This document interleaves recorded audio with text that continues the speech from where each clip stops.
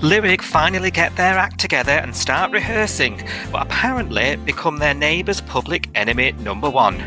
Abs meets Nerida to hear all about her experience with Tim. Kirby's confidence is destroyed as she learns that the marketing company deliberately altered her to appear to a wider audience. And Harper receives some shocking news at her baby scan.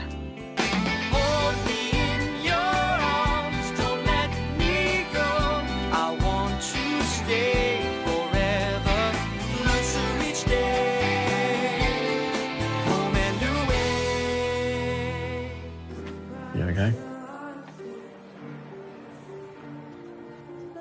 They changed my whole body shape and my skin color, and they removed my tattoo, but they didn't even touch you. I don't get it. But it doesn't matter because we're not using any of them. But it's not like they threw a filter on it and just brightened it. They deliberately changed me.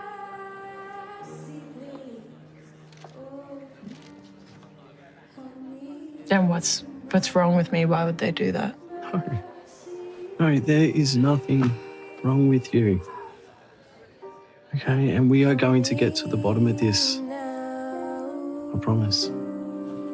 We are Si and Sophie. This is Coastal News, a home and away podcast, your weekly episode companion podcast for your favourite Aussie soap. Right, I think it's about time, Sophie, that we addressed the elephant in the room here, don't you? The elephant in the room? There's an elephant in the room. The Everyone's art talking department. about it. I know. Oh, massive home and away news. Oh, Blooming no, Lynn Granger's unmissable. handed a notice in. I know. What's going on? Midweek drama. I was not prepared for this. No, I was not prepared, and there was no way we would not be able to see this as well. It was been plastered everywhere. Even people that don't watch Home and Away have told me that they've heard this. Have they? So, yeah, they're like, "Oh, I've heard about Irene." I'm like, "Yeah, everyone has. Everyone's heard this. This has gone viral. Yeah. It's a big I know deal. It's a she big was deal, on this doll." morning, giving us a little goodbye yeah. this week. It's been all over the news. It is huge, isn't it? Yeah. I don't think I appreciated how huge on the day. I think it took me a day to sink in. Like things, it's going to change forever, innit? Really. It is. But I was like, the first day I was like, this is the worst, because like she's been on the show for so long, and we adore her. We adore everything about Irene, and we love an Irene story. But then the next day I kind of got up, and I think I'd accepted it by that point. So I was like, well, she's not even on the show right now, and the show is not terrible without her. You know what I mean? So we'll adjust. Well, as we, the COVID thing, the new normal. The new normal without Lynn will be fine. It's sad because it is literally the end of an era, and I will miss her. I mean, some people are saying, "Oh, I'm never watching Home and Away. Another reason to turn it off." Blah blah blah. And I'm like, no, it's not. There is a Home and Away without Irene. Yeah. It's just it's sad that she's going. It is genuinely sad. Yeah, I think.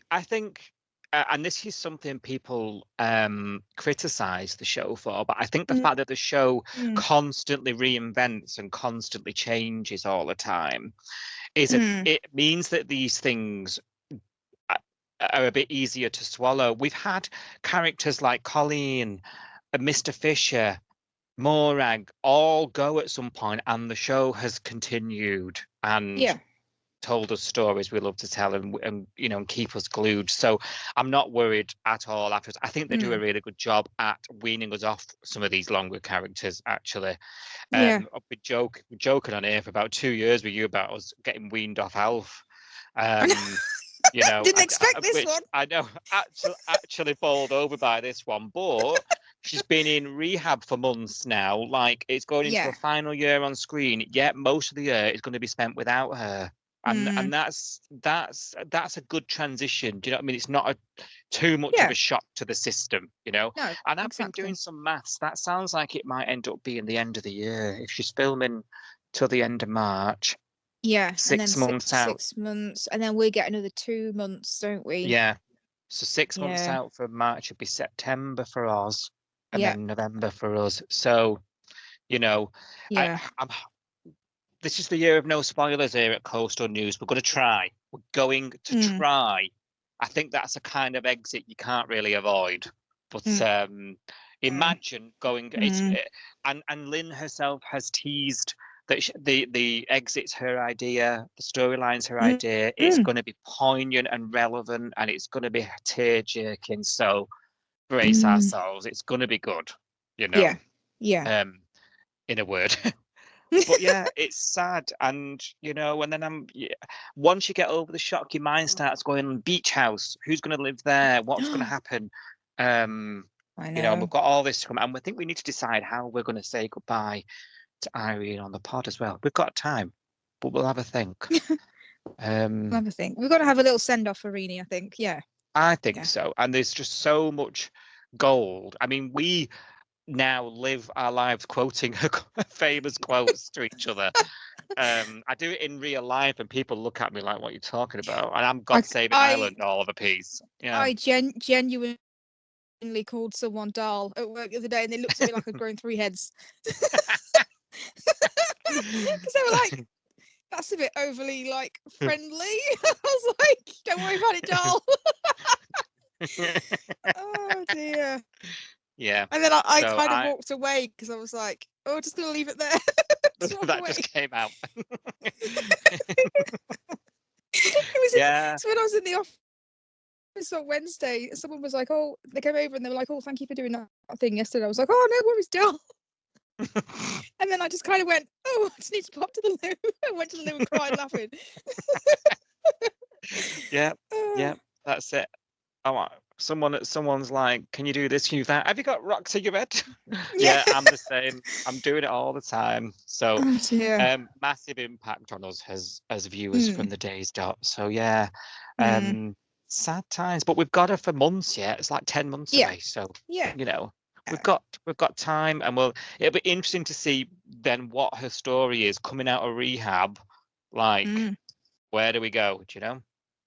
So and we're going to hear later on in the pod, we'll hear from some of our listeners' reactions to that news as well. We've got some of that coming up. Oh, cool. Yeah. Yes. How was Home and Awake this week for you, Sophie? I've actually enjoyed this week. Things have got interesting. I know it's a weird week to say you enjoy it, because obviously we've got some really heavy shit going on this week with the baby stuff and the Kirby stuff, but it's really good drama.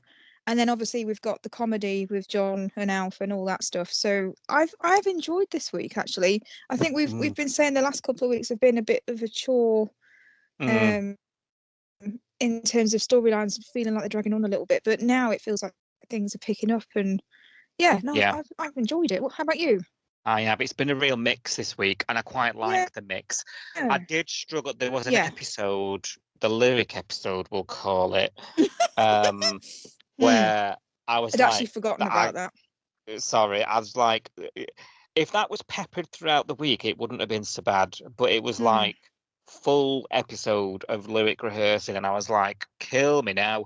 But other than that, everything was good. There's been some good comedy. I've absolutely loved Alf's story this week. And then, like you say, there's some darker stuff. The light and shade's been good.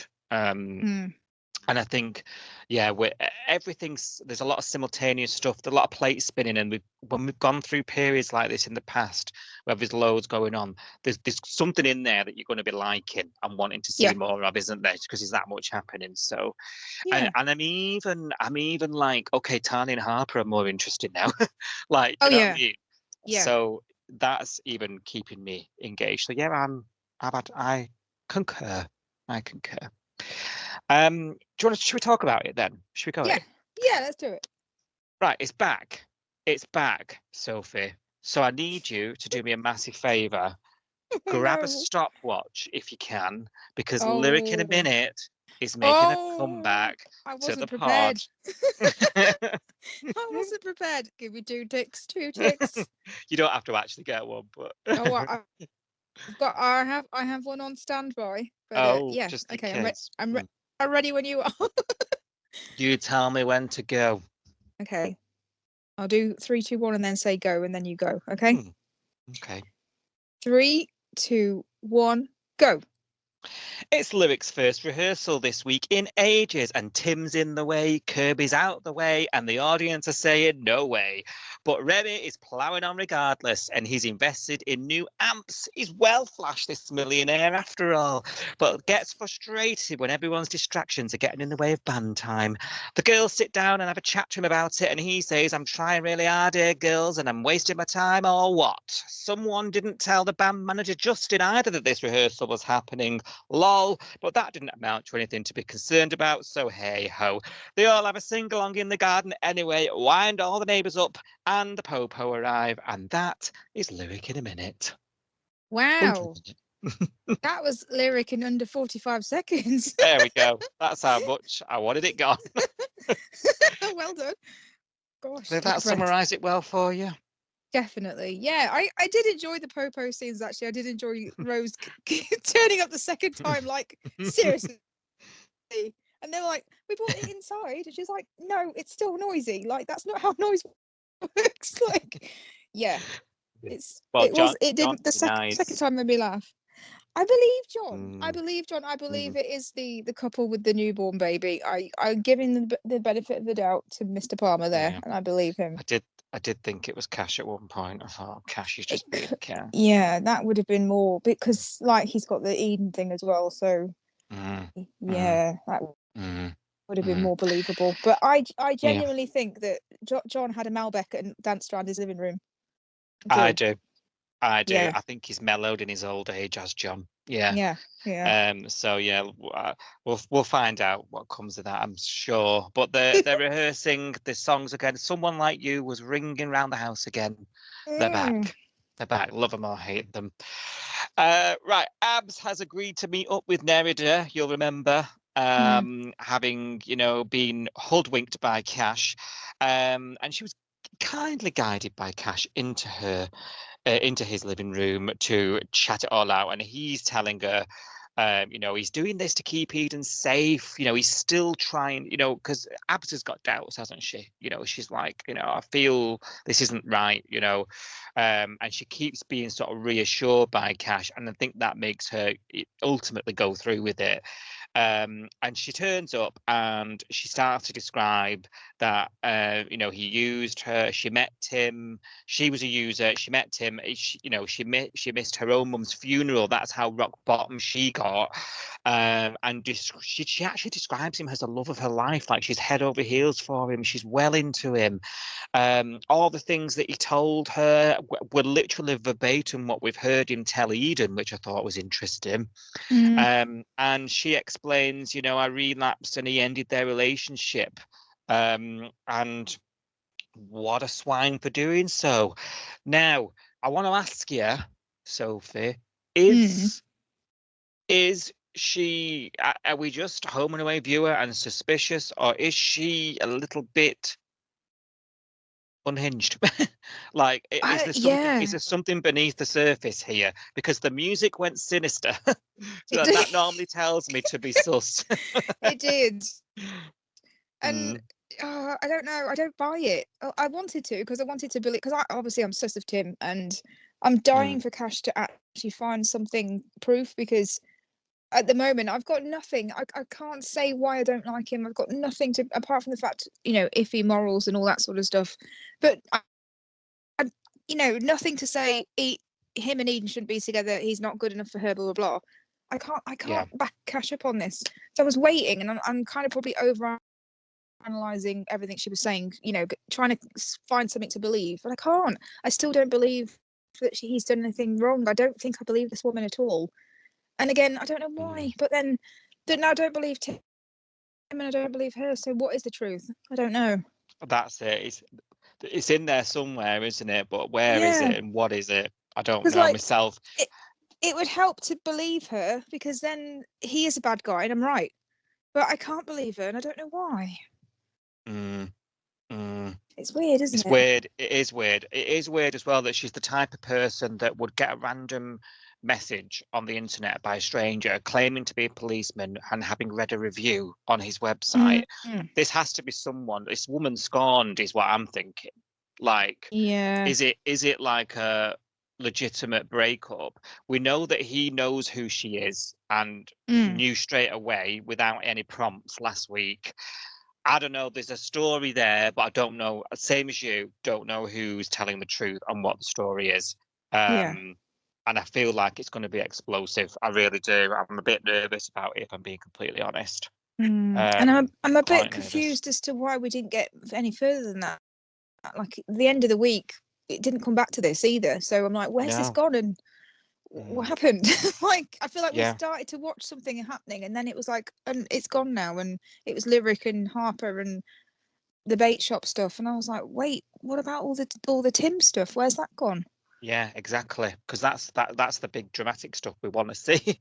Yeah. Especially as Cash is making them all lodge complaints and like, oh, you know, there's evidence. She's got a scrapbook out, didn't she?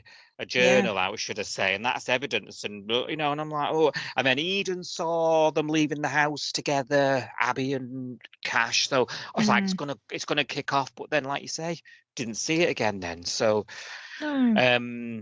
it's like we're itching for it. You know, we can't quite scratch that itch. But it's because we don't know. It's because there's so many unknowns, isn't there? And we don't trust nothing. I don't know. It feels like this Nerida now knows where he is. Even you know, so like she's gonna catch up with him, and then Eden's gonna get embroiled in it. Abby as well. I'm a bit disappointed in the way she's conducted herself, but in the same breath, I'm conflicted because I'm a bit like, well, what else is she to do? She's lost everything, really. Yeah. She is collateral in all this mess. It's a web. It's a web. So it's a web. It is a web. No one's coming out smelling of roses, are they? Nobody. Let's face it. Cash, Eden, Abs, whoever this Nerida person is, no one is coming out smelling of roses. No. Kirby's really upset elsewhere. That picture had been altered, you'll remember, come back from the ad agency, and we were a bit like shook as to where this was going wrong. And you remember in first look, it was all Kirby's free falling, her confidence is rock bottom. And this week, I must say, my heart bled when she's saying things like, "What's wrong with me?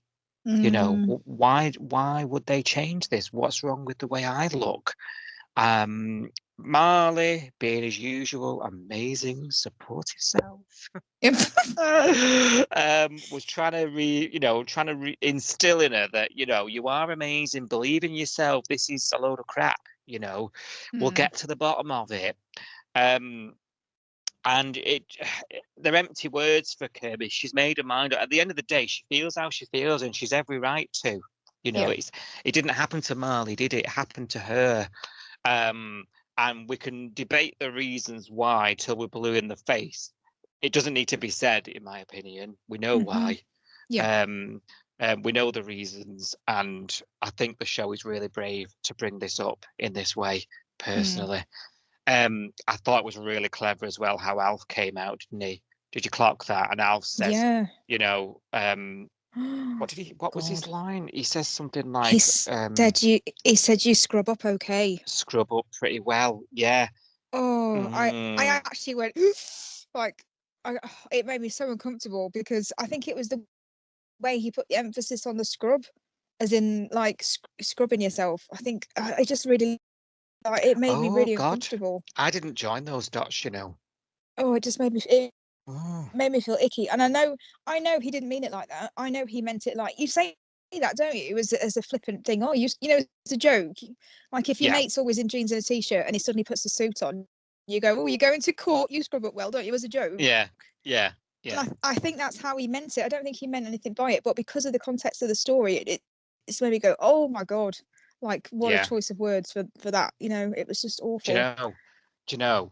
I didn't join them dots, and now I'm thinking. Now you've said that, I'm thinking, oh, God, that's uncomfortable.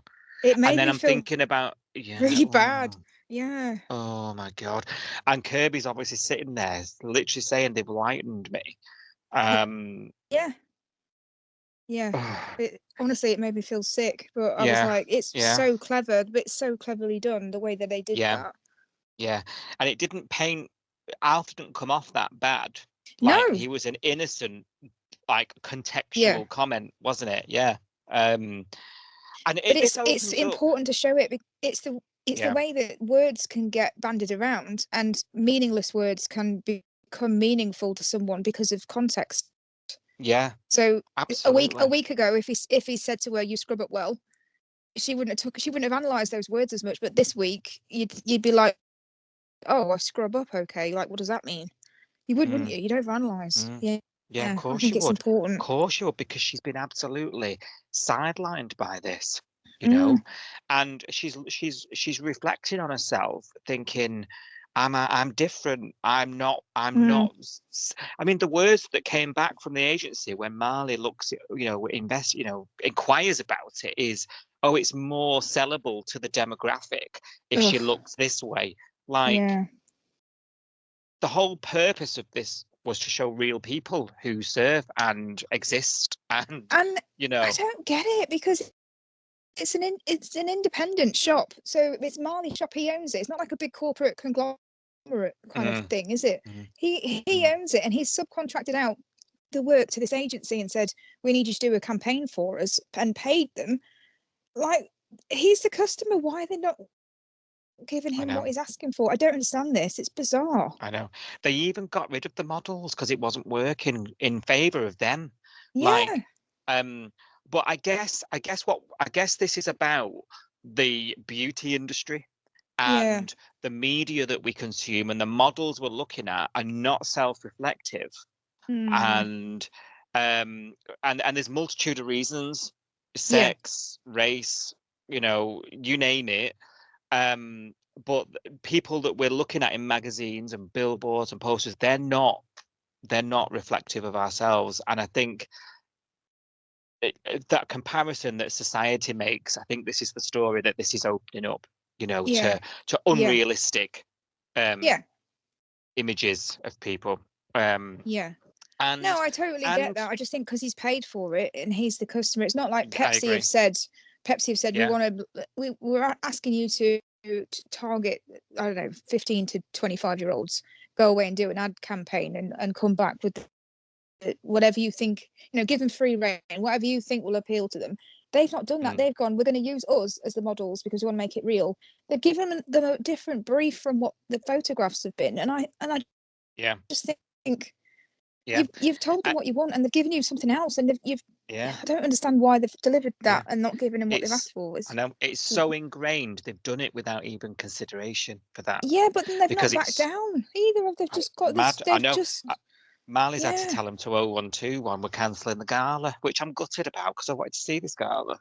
I know, but I'm glad he did, because I'm really, I think that's a really good thing to stand with Kirby, even though he's lost money, to say, no, you're more important than the money that I've lost, and this principle is more important than the money I've lost. I just think it's really weird that I agree. The brief was totally against what they've done, and then they're now doubling down on it and saying, well, this is what people want, and you're gonna have to pay for us to undo it. And I was like, that's ridiculous. It is absolutely. And if that's the way the world works, we're all doomed. We are all doomed. Exactly. You know what I mean? Absolutely. Do you know, it had to be Marley as well fighting the cause. And it just wouldn't work if, like, white cisgendered John was doing it. Do you know what I mean? Exactly. Yes. Had to be Marley. And it'd be interesting to see how far they want to take this now. Like, Kirby, she's absolutely crushed. Rightly so. But I think there's going to come a stage, she's a powerful, strong, she's been in the public eye. I think when she dusts herself off, she's going to channel that into something, and I'm looking forward to seeing it. And I think it's a really important thing if the show follows it through and doesn't leave us here, unresolved. Well, now that Lyrik's coming back, why don't they have a platform for this? Because obviously it's affecting her work with the band anyway. And they've got loads of followers on social media. If I was her, not yet, because she's not ready yet, but I would take to social media and I'd say, I'm not just in the band. I also work for a board shop, and I do surf lessons. And recently we've done a campaign with this company, and this is what they've done to me. And I would take it that far. Yeah, I would. It's awful. But I would. it's going to take her a while to get there, isn't it? Because this is obviously damaged her really. Yeah, you've got to really. be brave to do that. What you're describing, because she's Yeah. going to come up a crapper against people in Oh, the yeah. industry, you know, and the Yeah. people at home. Yeah. You know, the punters as well. And this is, again, we're talking about context. You mentioned context before. This is in the context of Australia, right? Where this is obviously an important society discussion, you know. Well, we all have this going on, don't we? You know, and we all have this discussion, this debate, this discourse in general life.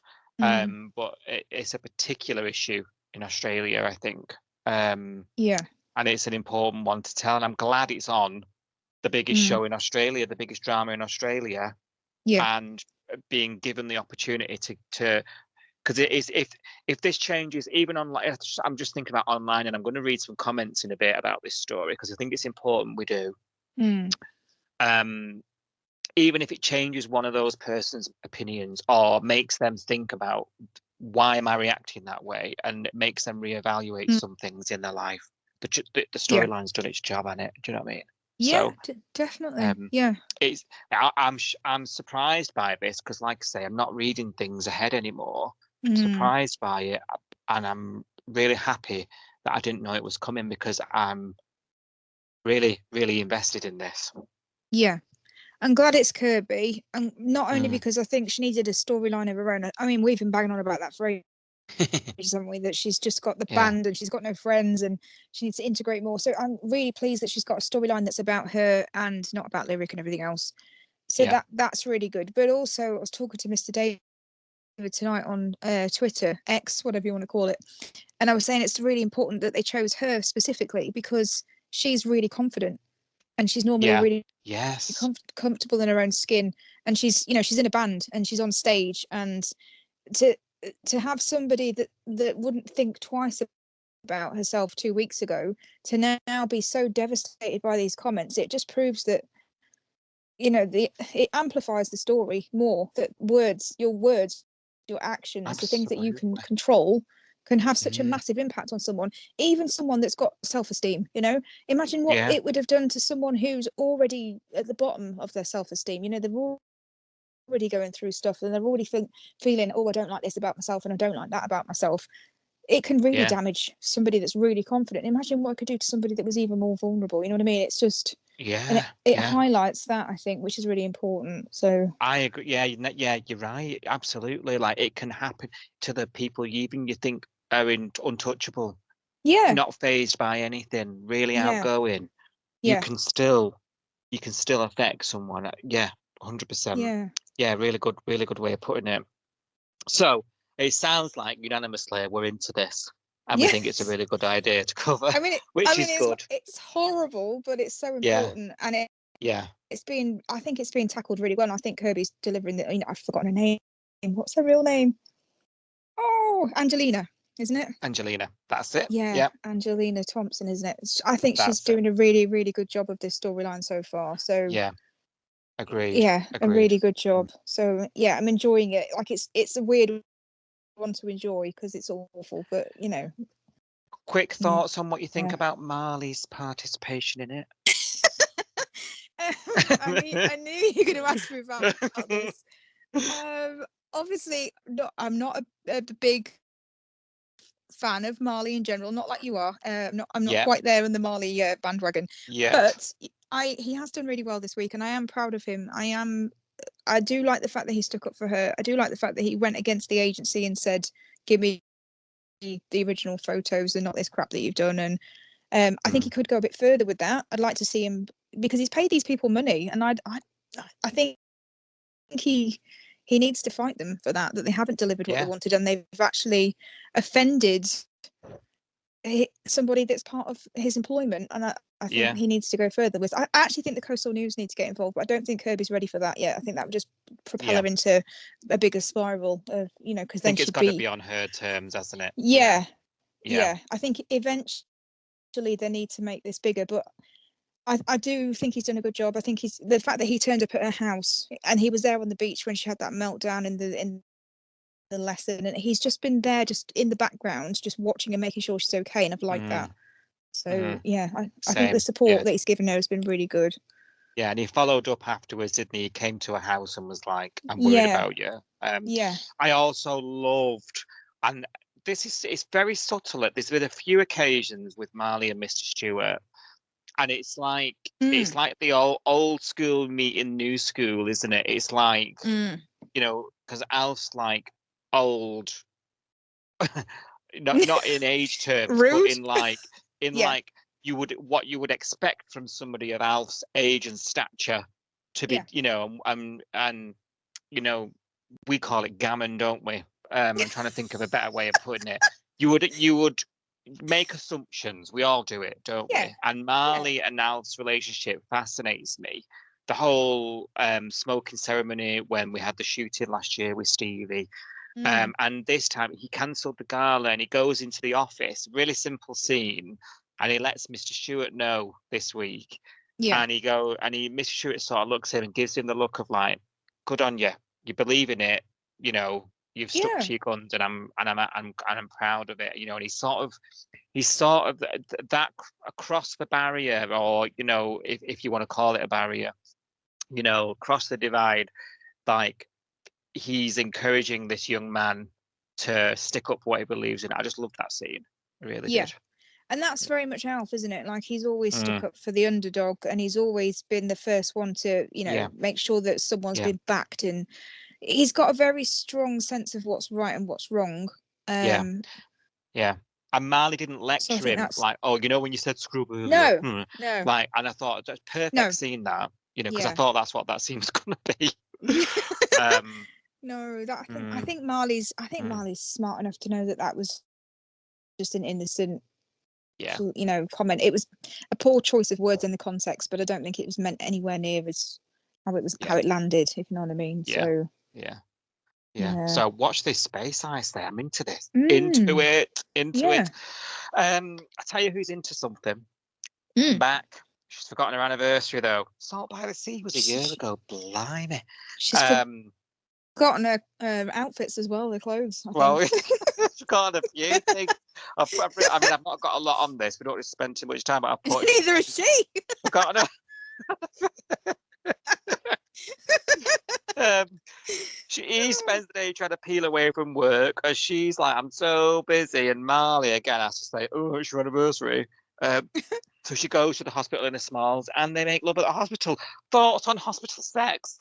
I mean, we shared them last night privately. But... I think I texted you, not hot. Hospital sex is not hot. It's gross. I know hospitals are supposed to be like the cleanest, most hygienic, sterilized places in the world, but having been to several hospitals, they're gross. They're disgusting. And we know this one's disgusting because the floor always looks disgusting in the Northern Districts Hospital. Studio B. It's awful. It just looks filthy. Yeah. No. And was that door locked? I did not like this. Risky. It was not hot. I think it needs to be suspended. You can't be doing that at work. Can't be doing that at work. I think she's going to have some kind of infection, defo. Hope they're both on antibiotics, let's put it that way. Yeah, MRSA. Yeah. But I mean, it was a daytime soap. It's a bit sexy. You have a bit of that every now and then. Makes a difference from the bloke getting the kit off all the time. Let's put it that way. Yeah, that's true. Yeah. So I did make a funny post on Instagram. I said the plots on Home and Away are so good. Here's two of them. But we shouldn't objectify. But it was small. Yeah. It's hard not to objectify. They literally put it on a plate for us, So yeah. I know. I tell you what, though, everyone's into them now. People on Twitter that night were like really into this because the people have come full circle with them. No, I thought I'd forgiven them. So after the whole Mr. Stewart heart attack thing in November and Levi stepping in to save them, and I was like, okay, I forgive him. Like the affair, whatever. Like he's redeemed himself. I'm over it. Yeah. But then when these two this week, when they've been like all over each other, and she's been going, oh, I hi doctor, Dr. Fowler. I'm like, it's making me want to throw up in my mouth. It's making me feel sick. I don't know. I mean, it's like he is a genuine doctor and he has got a very serious job. Like he's a heart specialist, isn't he? So it's like literally life or death stuff. And she's doing this breathy doctor nurses role play shit. I'm not into it. It's making me feel sick. I don't know. I thought I was there with them, but then this week I was like, I'm clearly not, because this is giving me the ick again. So it was a bit much, wasn't it? It was a bit much. Is it just me? Because everyone else seems to have enjoyed it, and I'm like, no. No, I mean, it's sickly. But you know, I don't mind it, and I would have minded it 6 months ago, I guess is where I'm at. 6 months ago I'd have been raging at that. I'm not raging. I just feel sick. Yeah.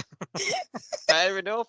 Enough. She's just like, oh, Dr. Fowler. I'm like, no. You need a stronger constitution.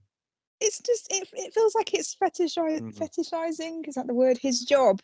And it just feels a bit icky to me. Like, if you want to fetishize someone's job, let's do it with cash, because like the uniform, the truncheon, the handcuffs, you know what I mean? It's like it writes itself. It writes itself, you know. The doctor, I don't know, maybe it's doctors and hospitals and germs, maybe that's it. I'm just not into it. Yeah, you like good clean family sex, do you? Yeah. I like truncheons and handcuffs. I just told you.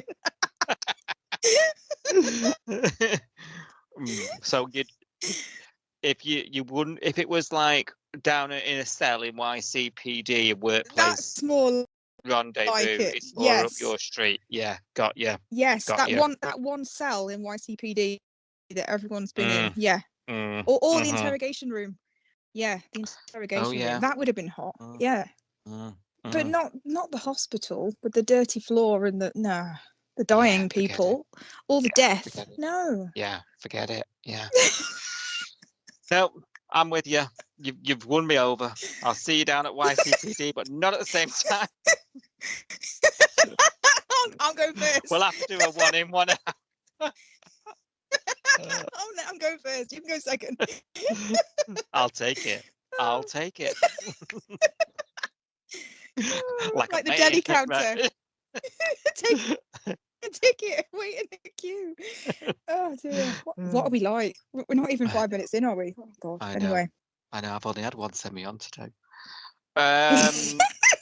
Alf's worked out that he can put the bait shop on his own property. Oh my God. Say this? Did we not have this conversation? Know. We did. It's like we had a crystal ball. Rue as well. Rue being Rue's enslaved half the bait to help. God's sake. And it seems the shed that they like is going to be 35 grand, and Alf just Alfs it, and he's like, forget it, too much money. I've got it in the bank, but I'm not spending it. And Remy offers to pay, which was an interesting turn of events, because I don't think Remy and Alf have shared a scene ever, let alone friendly enough to spend 35 grand on it. Probably not. Yeah, so that was a bit of a shocker. Obviously, it's more to do with his girlfriend Bree feeling guilty for nearly killing the fella, right? And someone explained to Bree, is she on an extended leave still? Is she got a job? Like, she mentioned something this week. She said something about how she might take more holiday or something, and I was like, you have a lot of holiday in your job. I'm surprised. No notice Got as well. Far more than I have. Yeah, she's on. Someone's sitting there redoing all the rotors, you know, cursing her under the breath. Thinking, yeah. Because I'm imagining in the hospital, you have your rotor in like months before you actually turn up, don't you? Yeah. Someone's sitting there going, oh, she's bloody mental health in it and all. It's like, Rue does furiously decline this offer of the 35 grand from Remy, given the circumstances of said attempted murder, not last month.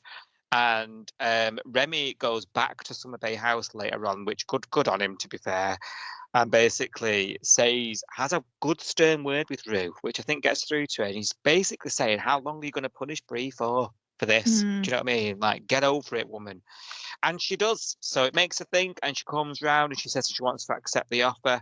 So John and Justin are now tasked with building a new bait shed in the caravan park, whilst Maz is tasked with keeping him in the house, which is supposed to be just there, like he's not going to hear something being built outside.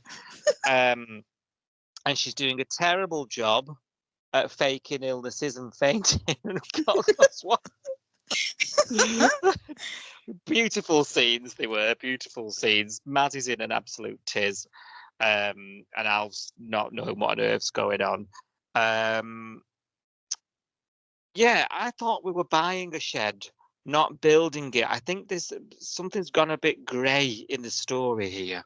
Oh, did you miss this? So what Rue said was they were going to buy it. She put an order in for this shed that he wanted, the big fancy blue one that was on that piece of paper. Yeah. And they said they couldn't do it for 3 months or something, or was it 6 weeks? It was a while, and she was like, "We can't wait that long. We need it now." So missed that. That's when we came to the conclusion that we have to build it this week now. Justin's got to build the whole thing. So yeah, got you now. Got you right. That makes sense to me, because I'm like, we were buying one and now we're building one. Like, what? Yeah, there was no time to wait for the one that was going to be bought. So now we've gone plan B. You. Yeah. Got you. Mr. Stewart smells a rat though, doesn't he, Soph? He didn't come down in the last shower. As he's told us a million times in the last 35 years, I'm sure.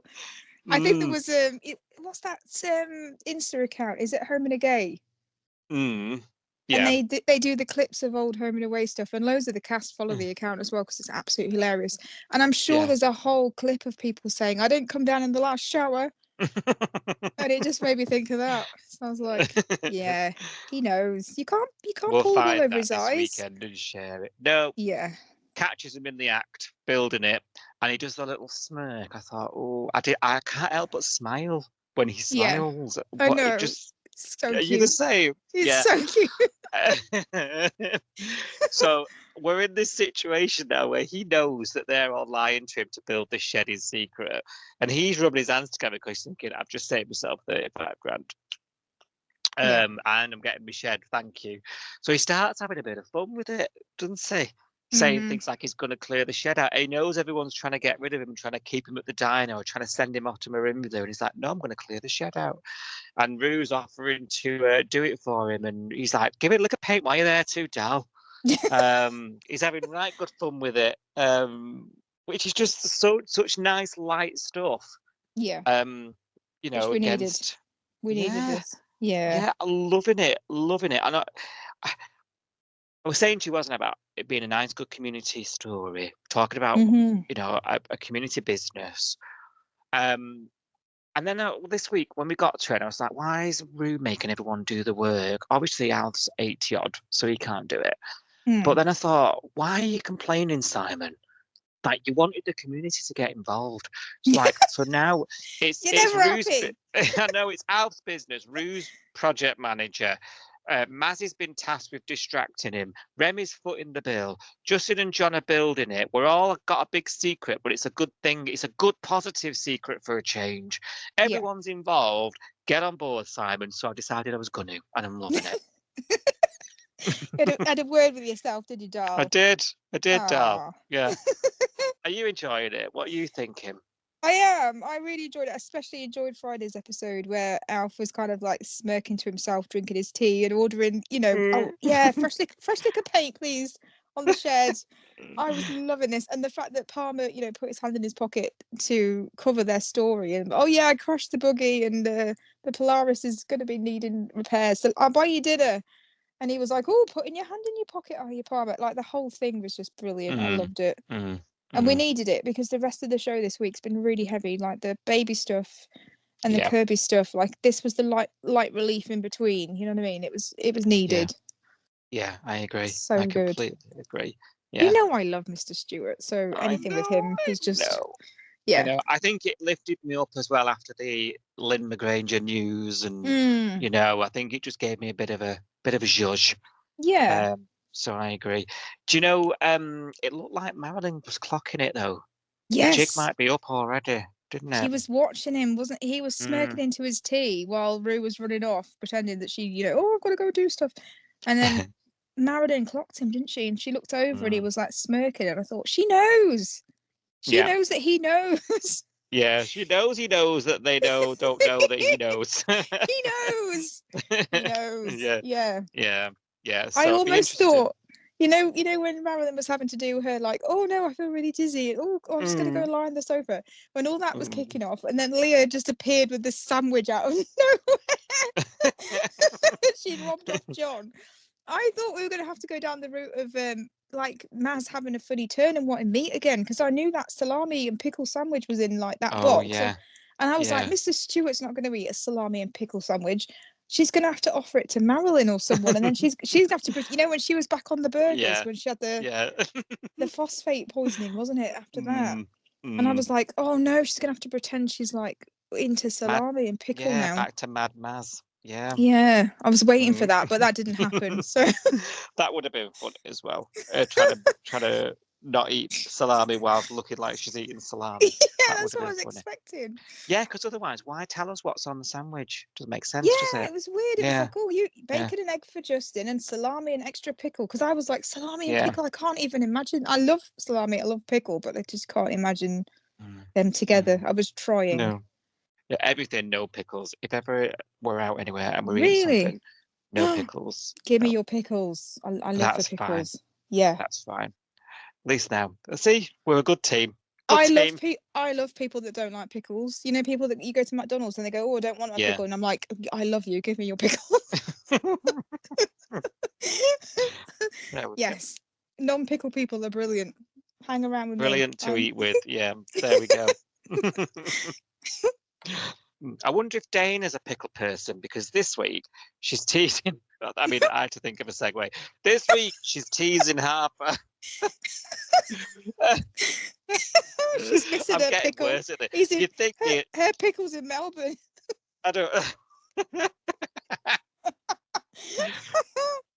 You would think 270 episodes into this thing, I'd be able to come up with a good segue, but there we go.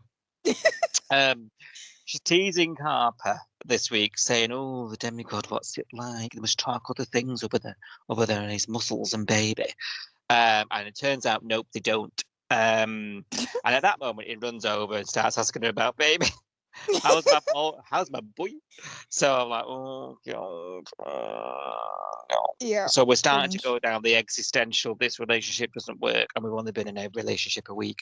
And when Harper attempts to ban the whole conversation, there's zilch to talk about.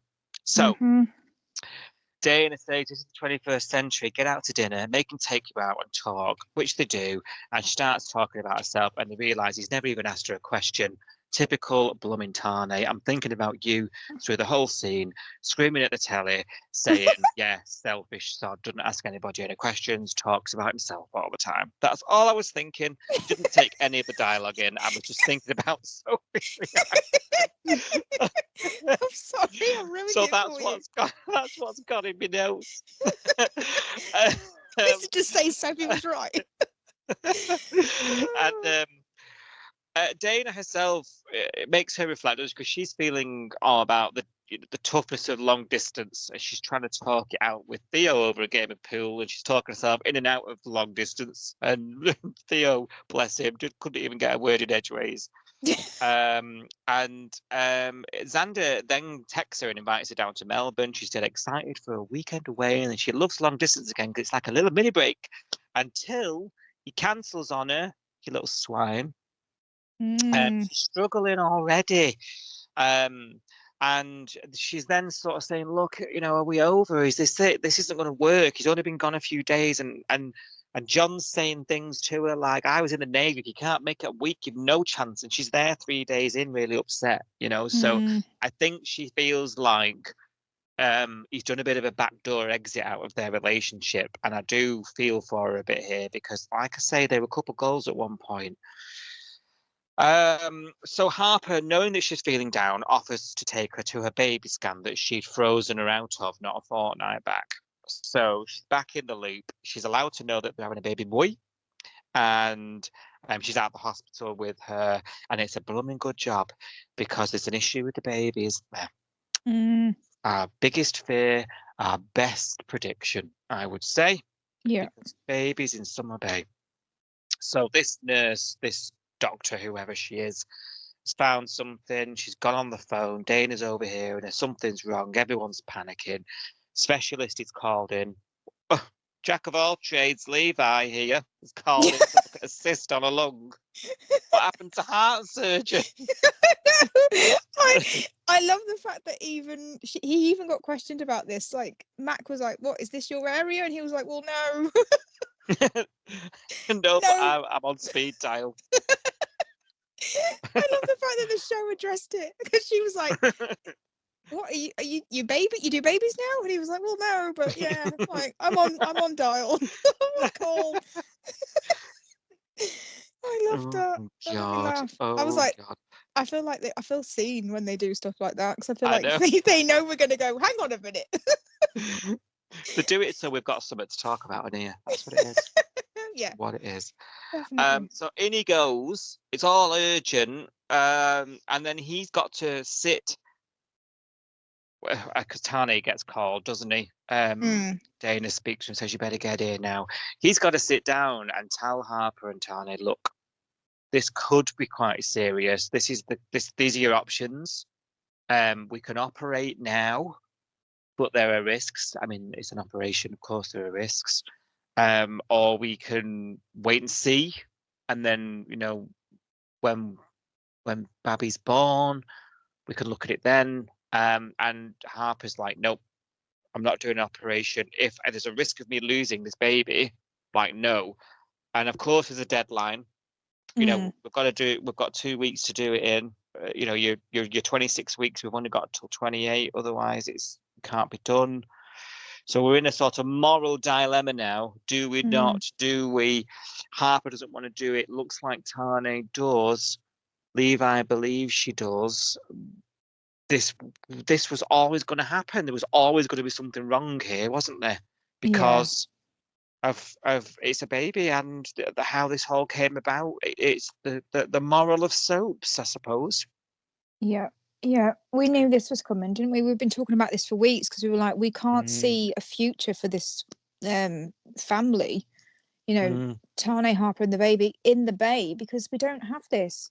Like even as recently as Ziggy and Dean, they had the baby and then they left.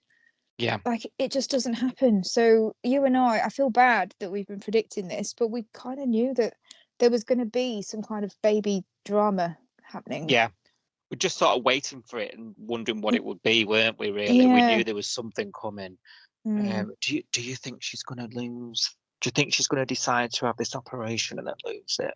Because I think that's where my head's at, I don't know. I mean, the fact that obviously Levi thinks that she should have the operation and Tane wants her to, but then she doesn't want to. I mean, that's typical soap, isn't it? Because then you've got the mother it's her body, it's her baby, she's saying one thing, and then the medical expert and the dad are saying something else. So yeah, that's obviously interesting. And it's like, there's no decision, is it really? I mean, you wait and see, and the baby could die, and you have an operation and the baby could die. It's not really a choice, is it? It's like, it's just evil either way. It's a horrendous situation to be in, isn't it? And it's obviously parents and expected parents out there have found themselves in this. That's what you have to remind yourself sometimes, don't you? That this is real for somebody out there. And I can't imagine having to make that choice, but I did expect something to happen. You're right. It feels awful to say yes, was right. When it's such an awful thing that's going to happen. But my mind is at, I think from the beginning I've been like, this baby's not going full term. This baby's not going full term. Something's going to happen. It obviously didn't predict as specific as this, but can you imagine if that was to happen and it's on Levi's hands? Yeah, I know, and he's just redeeming himself in the Bay, isn't he? Really? Yeah. It's difficult, isn't it? Because I was watching this with you in my head this week. So, like, obviously, I'm in your head about about some of the storylines, but you're definitely in mine. And the voice in my head, yours this week was Tani gets what Tani wants, and Tani wants this baby to be delivered and be a perfectly healthy baby boy, and Tani wants the surgery. And I'm thinking that's what we're gonna happen. He's gonna have the surgery, and then the baby's gonna be okay. Or I don't know. Yeah. So this, because that's what Tani wants. Tani wants the surgery. So yeah, Tani gets. Yeah, you're right. Heed my own words, is what you're telling me. I think she's going to have the surgery, isn't she? Regardless of what happens, what the outcome is. I think once Tani said he wanted it, that's where we have to go, isn't it? I think that's it. I don't know. And Harper knows that. She says to him, "Yeah, I know you want it. You don't have to tell me. I can tell you want it." Yeah. I think she knows she's got to try and fix it. I think she knows deep down. This is what made me feel uncomfortable, because I was like, I think in her head, the reason why she doesn't want the surgery is because at the moment that feels like the bigger risk, even though it's probably the thing that will save the baby, but it's also the bigger risk in terms of not saving the baby, if you see what I mean. Yeah. If this baby dies, I don't want to be awful, but if this baby dies, the relationship dies. And she wants the man. Do you know what? That's so true. Because that's the only reason they're here and got to this stage, isn't it? Oh my God. We've the beginning of the week, they couldn't even make it 24 hours without mentioning baby. And if they tried to not mention baby, they had nothing to talk about. They've got nothing in common. I'm sorry, but without the baby, what are they? Nothing. Oh, well. They are some damning words. So, I know, and I feel horrible saying that. But also, even the secret this week, when you said, the gender of the baby was the secret, and it was like this little secret between Harper and Tani. It was a little secret between Harper and Tani until she got the fella, and then once she's had him, now all of a sudden Dana's allowed to be letting on the secret, because the secret isn't a plot device to get her with the man anymore. Oh, God, because she's got him. The writing's on the wall, whatever happens. Yeah. Do you think she's actually sitting there thinking now, though, I'm going to choose not to have this up so I can keep the man? Oh my God. I don't know. I don't know whether it's is that black and white in her head, but I think she's probably thinking, if I don't keep me up tonight, that. I know. If I don't keep this baby alive, me and Tani are doomed. I mean, I don't even know why she wants him, if I'm honest, but she, the heart wants what the heart wants. I don't know. Yeah, it's a bit weird. Yeah. I tell you what, though, it's making me not dread their scenes, because now we've got some drama to talk about, Oh yeah, yeah. And some peril. There's some peril is sprinkled in. Yeah. But poor Babby. Let's see what happens. She's going to have the op. I don't think that's going to be anything. We'll probably find out tomorrow on first look she's having an op. It'll be like, Harper goes under the knife, and we'll be like, wonder what that could be. So I think we're going to find out pretty soon. She's going to have the op. But yeah, what the outcome's going to be, it'll be interesting, because it could be make or break for their relationship, eh?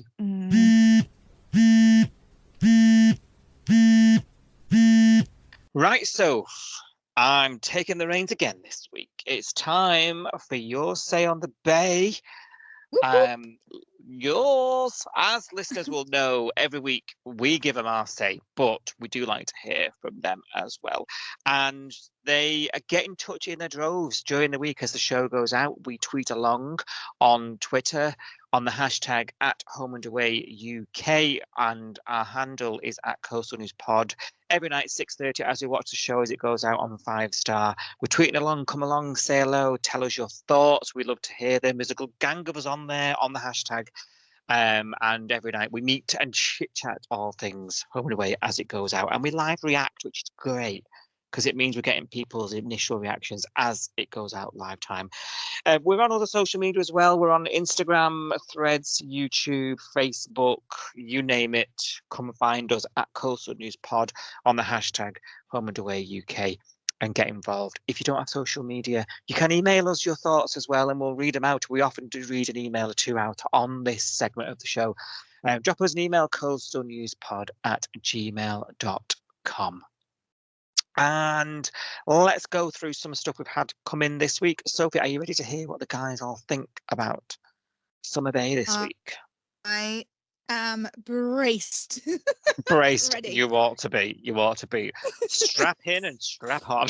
Right. Oh, okay. Okay, quite, that kind of not your quite. say, is it? Not quite. No, it normally is when you are in Okay. charge. I'm sorry. Right.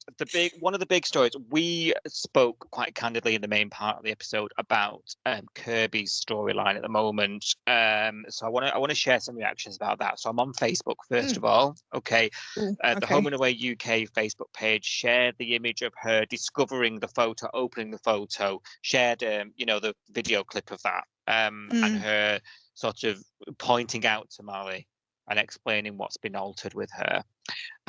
So Jenny Seaview said, good surname. you don't change a person's skin colour for a start. They didn't change Marley's, so it's not only racist, it's sexist. There's nothing wrong with how she looks. This is how eating disorders and body dysmorphia starts. So, which are quite topical stories given social media and things these days. Definitely. This was in response to somebody called Jill who said they can't see the problem. It made her look good. Oh, Just for a bit of balance. Yeah. Ooh, yeah. I think even if Jill can't see the problem and she thought she looked good, that's not the point, is it? The point is Kirby doesn't like it, and she feels like, they've told her that she's flawed, essentially. Yeah. And they've done that without even discussing it with her. No. Yeah, exactly. Yeah. So absolutely. even if you think, if you genuinely think she looks better than what they've done to her, the fact that she doesn't, that's what's important, not what you think. Do you see what I mean? Exactly. I can't really get the words right. No, I get you. They're all there. Yeah, I get you. Completely. And maybe Jill's missed that point a bit. Yeah. But because let's face it, they can't make her look awful because she's beautiful. They have to do something really awful to her to make her look. Yeah. The whole point of this is that she doesn't look bad. That's not that. The point is that they're saying that she looks better when she's been altered, and that's not the case. And that's what what kind hurts. of effect is that having on, and what message does that give? That's what we're supposed to be taking from this, isn't it? Yeah. Yeah. But what is good, it's making people talk about it with each other in the comments, which is the point of the story, is to open that conversation. And if Jill looks at all these comments and thinks, gosh, I think differently, why is that? What's going on? It makes Jill think, great, it's done its job, Yeah. Not that we're saying there's anything wrong with what Jill's saying, but but there kind of is. I think if you say something and then 10 people disagree with you have to kind of step back and think, am I wrong here? Yeah, and that's why soaps cover stuff like this. Yeah. Exactly. Yeah. Neil Kelly says, skin lighter and thinner, it's wrong. Picture shouldn't have been altered. Cool surfboard. Okay. Cool surfboard. Yeah. Tracy Powell says this is awful and they wonder why people have problems with body image and eating disorders. This is a bit of a theme in the comments, people are picking up on body dysmorphia, and people are diagnosing this, and maybe that's a premonition of where this might lead to, given Kirby's reaction. Well, we've seen a bit of it this week, haven't we? Because Eden took a photo of her and she said, delete it, I look awful. Yeah. So that's already her going. Yeah. Yeah. She went through her Instagram, didn't she? Deleting. Yeah. Stuff that she was happy with before, she's now looking at it differently and going, oh, no, I don't look good in this. So that is body dysmorphia, isn't it? Essentially, because you start seeing yourself in a way that's not really what you're projecting. It's awful. It's heartbreaking, isn't it? Heartbreaking, really. But I suppose we've all experienced, even if we don't realise it, we all have been there in some form or another, especially when it's social media and trying to keep up with the Joneses. Yeah. And it's all fake. Do you know what I mean? Yeah, exactly. Carol says, woke storyline coming up. She's no darker than Marley. And they didn't lighten him up. All the members of that naff band need to do one too. So very. Can you see? I can't see whether she's saying it's a good thing or a bad thing there. Like the first line was a bit iffy. Mm-hmm. I don't know. What was the I don't really know what the point. She's no darker than Marley, and they didn't lighten him up. I think she's trying to compare their skin color, which is an interesting take on that. I don't know whether she wasn't. Does she mean that's bad or good? I can't. I don't know. don't understand whether she's saying that's a bad thing or a good thing. I'm confused by that comment. Yeah. I'm confused, and I think the comment is sort of, we want to talk about colour, Carol. I think we're showing a few true ones, if I'm being honest. Yeah. And I'll just say no more on the matter. Although, this is my favourite comment. Someone replied back, Paul put, yep, and Remy looks like their dad. So now we're ticking off ageism. Ageism as well. Yeah, there we go. You have to love Facebook. It's got all the boxes. He's only 28, Paul. He's only 28. Yeah. 28 years old. He's had a bad time. And now he's a millionaire. I'm practically old enough to be his mum, so. Give over, no, Whatever. No, I'm not, but not far off. Oh, God, 28. Ridiculous. Caroline says, and she's a top fan of the Home and Away UK page, she says, guess the soap is going to tackle body imaging now. And I had to laugh because I was like, yeah, I was like, X-ray. Is that an MRI? Isn't the department like the MRI department? Isn't that body imaging? Imaging, yeah. Off you go to imaging. So obviously I couldn't not share it because it just made me laugh. I bet she's got a Spanish phone, but that's what it is. Oh yeah, that old excuse. Yeah. Assuming she means body image. Not body imaging. Hope it doesn't get too over the top. This is the only soap that doesn't get too controversial. There is enough going on in the world and we don't need more angst, she says. I'm not sure I agree with that. I think Home and Away is quite known for... I don't think it's angst. I think this is an issue-based storyline that's important to have the conversation about. I'll tell you what it is. It's white people not really getting it. I don't mean to be frank. Yeah. No, I mean, I think that's the problem, isn't it? And this storyline is for them. Let's be honest. It's for them. Yeah, absolutely. I think that's why it's important I'm reading them out as well. I'm not criticizing anybody's comments here, by the way. No. I'm not saying you shouldn't say this, you shouldn't. But this is sort of the reason why we're in this boat and the reason why we're covering this story. You're right, it's for them. Tracy Louise says this is so wrong, and it's why lots of people hate bodies and end up with eating disorders again, and addicted to plastic surgery, and their mental health takes a toll. So people are identifying similar things that we have in the comments there. Reams of comments on that video though, reams compared to others. Crazy. But it shows you those kind of issue stuff does strike a chord whichever way you land. Over on Twitter, people talking. Yeah, absolutely. It's important, even if they're disagreeing. The fact that they're talking about it is important, isn't it? That's it. It means it's done its job, doesn't it? Yeah, it's worked, hasn't it? Let's face it. Yeah, we're supposed to, and it's. Suppose it's nice to see that shows like Home and Away are still generating that conversation even in 2025. Sometimes people talk about soaps being old and past it and not relevant. This something like this proves them wrong. Bird says it's good to see Kirby getting a storyline and good to highlight race and body image discrimination. I think Home and Away highlights current issues better than any other soap. And it's often very subtle and uses humour appropriately. Well done. So that's good. Good comment. Yeah. Interesting. And again, it's sort of somebody on Facebook there was like, home and away, don't go too far with it, don't go over the top. And they're saying, I think home and away does it subtly, and they're always dead good with it. So it's different, it's funny, isn't it? Right, should we talk about Wokegate? Oh God. So okay, that sounds serious. Okay.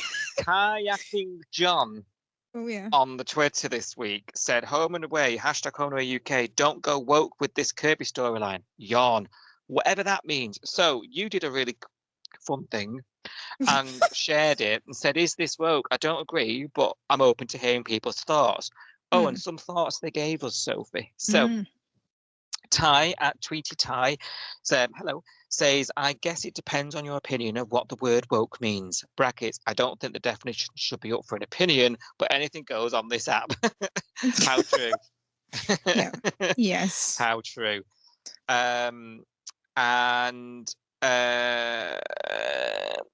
somebody else commented saying, yes, it's good to see Kirby getting a storyline. Jaybird, this is highlighting race and body discrimination. Chad said, utter nonsense. The word woke has lost all meaning, and I'm pleased to see this show dealing with these issues.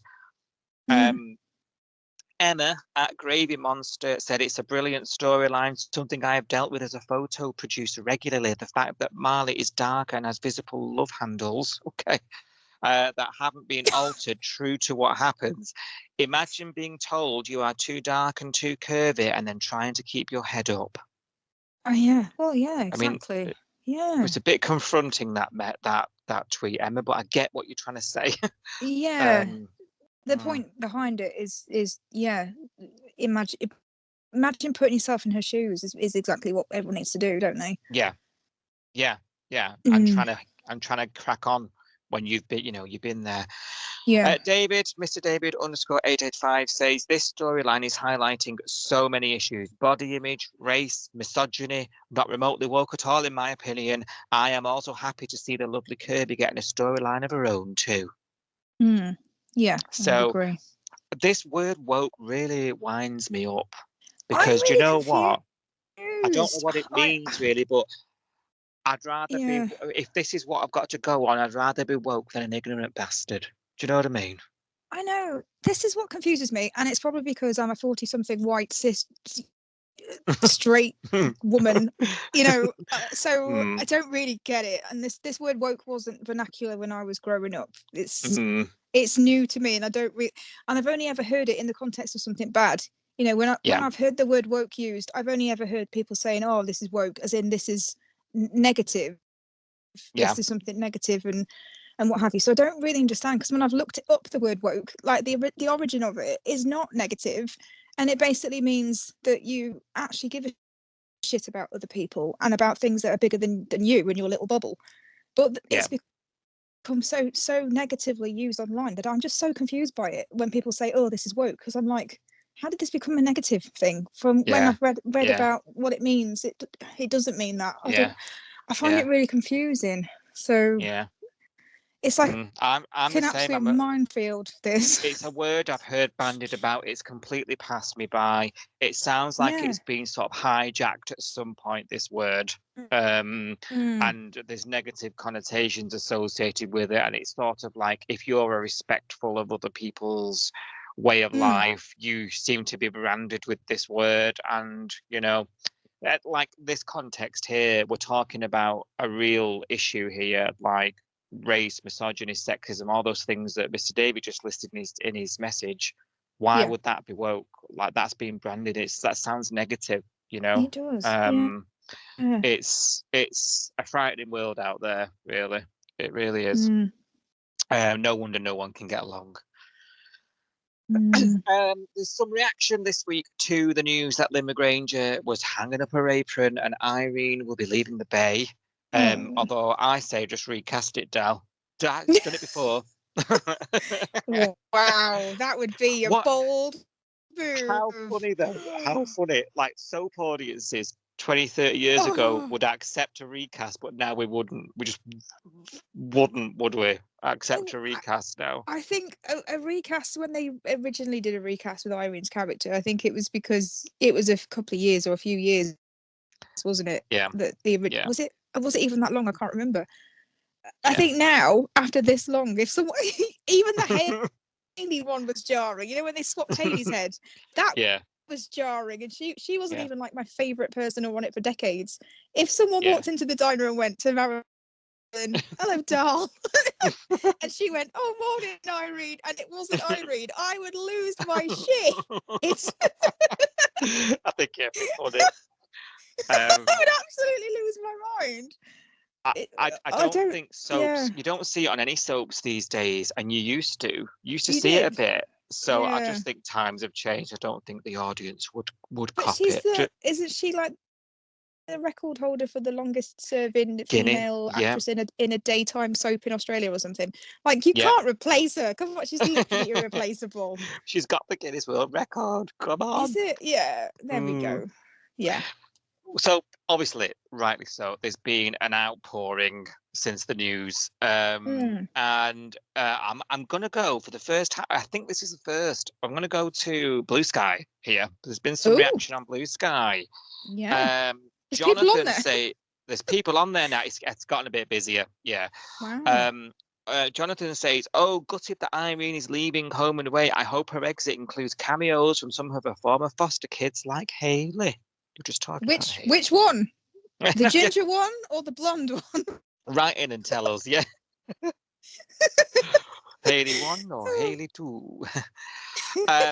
Brecky says, I'm more gutted about Irene leaving Home and Away than Neighbours being axed. Not that I watch either anyway. Oh. Thanks for your contribution. Appreciate it. But that goes, you were talking at the top of the episode about how widespread the news has been about it. There we go. But it just made me laugh. Everyone's got something to say when their favourite show ends. It's like it's like the old shop town favourite show that they don't watch. Yeah. But when like the old shop in town you've not been in for 20 years, but when you find out it's closed down, you rally to save it. It's that kind of attitude, isn't it? And if you do save it, you never shop. Yeah, and then never shopping it again. Yeah. Richard Price says the news that she's leaving Summer Bay after nearly 33 years might be heartbreaking, but her legacy and work ethic will live on in all the lives she's touched. She is such a beacon of light, a sublime role model to many. Let us celebrate the Queen of the Bay. We love you, Lynn McGranger.